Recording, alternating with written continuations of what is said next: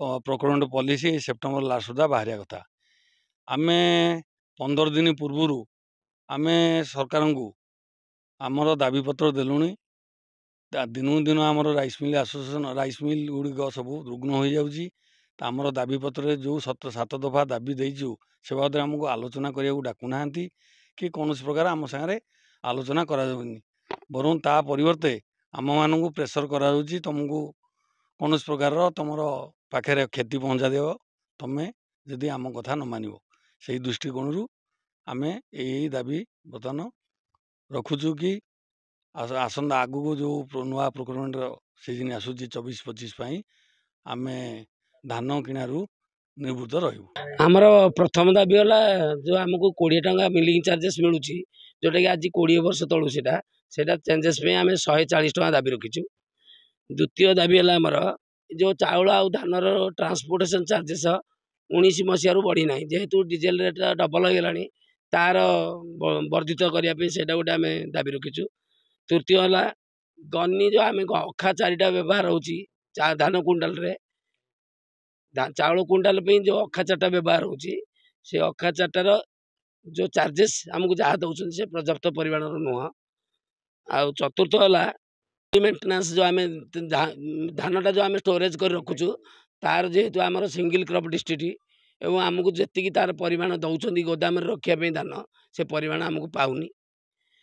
ଏମିତି ଆଉ ଗୋଟେ ଯେଉଁ ଏଗ୍ରିମେଣ୍ଟରେ ଆମର ଦର ଧାର୍ଯ୍ୟ ରଖା ହେଉନି, ଯେଉଁ ଆମେ କରୁଛୁ ଏଗ୍ରିମେଣ୍ଟ, ଯାହା ଆମେ କର୍ପୋରେସନ ଏଗ୍ରିମେଣ୍ଟ ରହୁଛି ସେଥିରେ ଆମର ଦର ଧାର୍ଯ୍ୟ କିଛି ରହୁନାହିଁ, ଯେ ଆମେ କାମ କଲେ କ'ଣ ପାଇବୁ। ଏମିତି 7ଟା ଦାବି ନେଇକରି ଆମେ ବର୍ତ୍ତମାନ ସରକାରଙ୍କ ପାଖରେ ଆମର all Odisha rice miller association ତରଫରୁ ଦାବି ରଖାଯାଇଛି। ସିଓଙ୍କ ଜରିଆରେ ଆମେ ଜିଲ୍ଲାପାଳଙ୍କୁ ଜଣାଇଛୁ ଏବଂ ଅଲ୍ ଓଡ଼ିଶା ଆସୋସିଏସନ୍ ତରଫରୁ ଗଭର୍ଣ୍ଣମେଣ୍ଟକୁ ଜଣାଯାଇଛି। ଆଜି ଓଡ଼ିଶା ସାରା ସର୍ଭେ କରନ୍ତି, ପ୍ରତ୍ୟେକ ଜିଲ୍ଲାରେ ପ୍ରତିବର୍ଷ 4ଟା-5ଟା ଏମିତି ମିଲ୍ ବନ୍ଦ ହେଉଛି, କିନ୍ତୁ ସେ ତା ପାଇଁ ପଦକ୍ଷେପ କିଛି ନେଉନାହାନ୍ତି।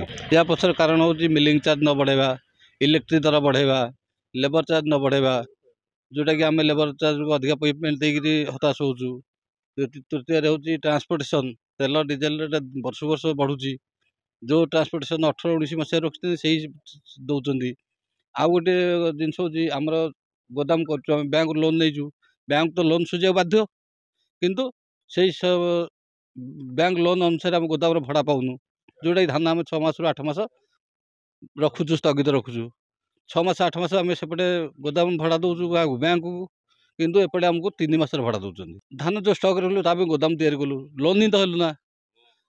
ଯେଉଁ ଲୋନ୍ କଲୁ ତା ପାଇଁ ଆମେ ବ୍ୟାଙ୍କକୁ ଇଣ୍ଟରେଷ୍ଟ ଦେବାକୁ ପଡ଼ୁଛି, କିସ୍ତି ଦେବାକୁ ପଡ଼ୁଛି। ଆମ ଗୋଟେ କ୍ୱିଣ୍ଟାଲ ଧାନରେ 68 କିଲୋ ଚାଉଳ ଦେଉଛୁ, କିନ୍ତୁ ଧାନର ଏଫଏକ୍ୟୁ ମାନ ଯେଉଁ କହୁଛନ୍ତି, ଏଫଏକ୍ୟୁ ମାନ ନିର୍ଦ୍ଧାରିତ କରିବା ପାଇଁ କୌଣସି ଜାଗାରେ 167 ସୋସାଇଟି ଆମର ଚାଲୁଛନ୍ତି, ଗୋଟେ ସେ ଜାଗାରେ ଗୋଟେ ସୋସାଇଟିରେ ବି ଗୋଟେ ମେସିନ୍ ନାହିଁ ଯେ ଧାନର ଏଫଏକ୍ୟୁ ମାନ କରିବା ପାଇଁ। ଆମେ ଯାହା ଯାଉଛୁ ସେ ଚାଷୀ ସହିତ ଆମକୁ ମିଶାଇ ଦେଉଛନ୍ତି, ଜବରଦସ୍ତି କରୁଛନ୍ତି, ଯାହା ଧାନ ଆସିଛି ଉଠାଅ, ନହେଲେ ମିଲର ଗାଡ଼ି ଆଣିଲାନି, ମିଲର ଧାନ ନେଲାନି, ଯେଉଁଟାକି ମିଲର କାମ ନୁହଁ, ମିଲରକୁ ସେଇଟା କହୁଛନ୍ତି।